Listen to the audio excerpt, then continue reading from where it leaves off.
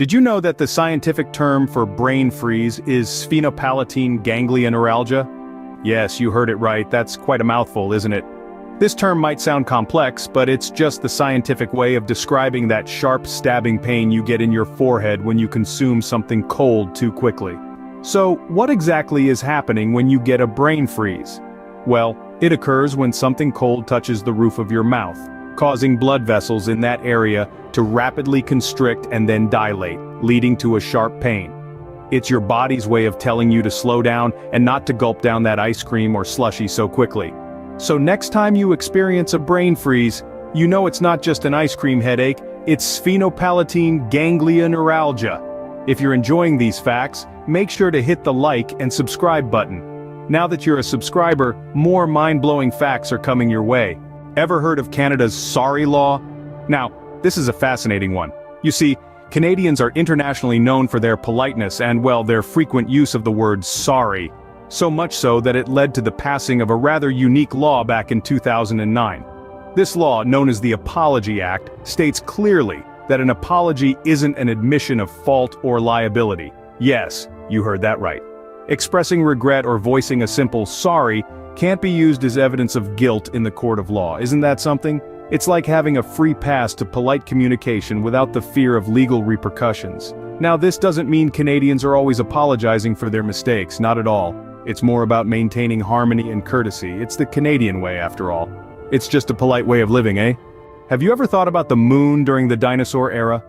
Picture this: the time of dinosaurs, a period filled with massive creatures and lush vegetation. But there's more. Imagine looking up at the night sky and seeing not a serene, silent moon, but one that's alive with volcanic activity. Yes, you heard that right. During the age of dinosaurs, our moon was not the quiet satellite we know today, it was a hotspot of volcanic eruptions. Scientists have found evidence of these lunar volcanoes which would have been visible from Earth. Just think about it. Dinosaurs. Those colossal beasts, roaming the Earth with a backdrop of an erupting moon. It's a scene straight out of a science fiction movie, isn't it? But it was real. The moon we see today is a shadow of its fiery past. So, dinosaurs had quite a spectacular view. Ever search for J in the periodic table? You might have noticed something peculiar. Every letter from A to Z has its place in the periodic table. A, meet argon. Z, say hello to zinc, but J, nowhere to be found. That's right, from hydrogen to oganesson, the periodic table has 118 elements, each with its own unique symbol. But amidst all these elements, there's not a single one that uses the letter J in its symbol. It's the only letter in the English alphabet that doesn't get to join the elemental party. Whether it's the lack of elements historically named in English or just a quirk of scientific nomenclature, J remains the wallflower of the periodic table. So next time you're looking at the periodic table, spare a thought for our friend J. Despite its absence, it still plays a crucial role in other scientific areas. Sorry J, you're just not elemental material. What's a common habit of intelligent humans? You might think of activities like reading, puzzle solving, or even indulging in philosophical debates. But did you know that a common trait among the intellectually gifted is the tendency to get easily annoyed by people around them? That's right. This may seem counterintuitive, but it's a fascinating fact. Intelligent individuals often find themselves irritated by the actions, words, or simply the presence of certain people. However, they typically choose not to express this annoyance. But why is that? The reason is quite simple. They aim to avoid meaningless arguments. Engaging in petty disputes is not just a waste of energy, but it also doesn't contribute to any intellectual growth or meaningful outcome. So the next time you find someone staying silent amidst a heated discussion or a trivial argument, remember this fact. They might just be exercising their intelligence. So, silence is not always golden, sometimes it's just smart. Ever heard of a Pizzy Bear? Now, this isn't a cute, cuddly toy we're talking about. This is a fascinating outcome when the Arctic's majestic polar bear and the formidable grizzly bear decide to get cozy. Yes, you heard that right. When these two distinct species mate, their offspring is called a Pizzy Bear. It's an intriguing blend of the parent's characteristics. The Pizzy Bear inherits the polar bear's love for colder climates and the grizzly's adaptability to warmer ones. And it doesn't stop there. The physical attributes are a mix, too, the size of a grizzly with the elongated neck and body of a polar bear. But here's the kicker.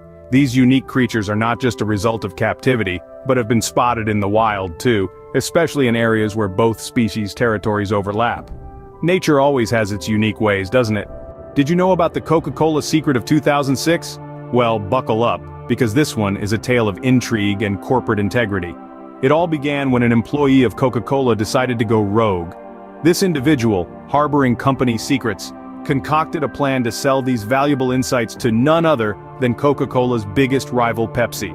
Now you might expect a corporate brawl, a battle of the beverage titans. But Pepsi, upon receiving this unexpected proposition, chose a different path. Instead of seizing the opportunity to get a leg up on their competition, they did something quite surprising. Pepsi decided to notify Coca-Cola about the entire scheme. Yes, you heard that right. Pepsi blew the whistle on the whole plot, putting the interest of fair business practices over potential competitive advantage. This act of corporate responsibility highlights that even in the world of cutthroat business, integrity still holds its place. Talk about corporate integrity. Do you know where the 10 highest mountain summits in the United States are located?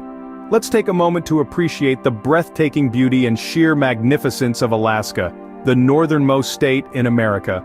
This remarkable place is not just home to stunning glaciers, diverse wildlife, and the awe-inspiring northern lights. It's also where you'll find the 10 highest mountain summits in the United States. That's right, all 10 of them.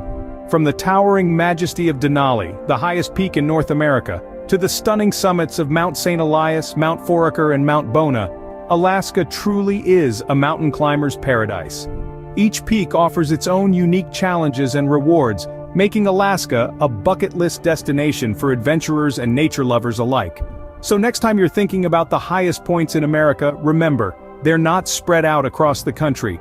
They're all right there in Alaska, the literal peak of America. Ever wondered who owns the phrase, "It's on like Donkey Kong"?